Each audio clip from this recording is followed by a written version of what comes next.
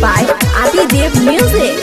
कबही तू कट्ठा बेच देबो, तोरा लागे भरना अपन खेत देबो।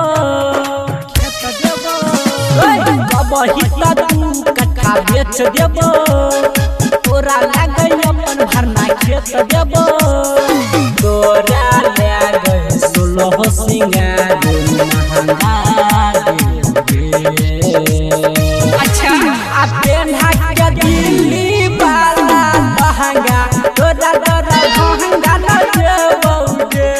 आ पेन्हा के दिल्ली वाला लहंगा तोरा मदबनी न देबोगे।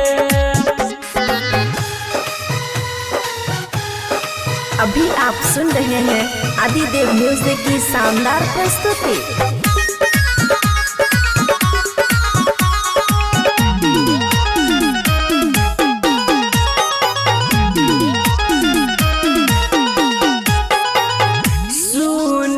के जान हमर बात मान हमर अच्छा सुन के जान हमर बात मान हमर तोरा सब की न देबो लबली क्रीम देबो।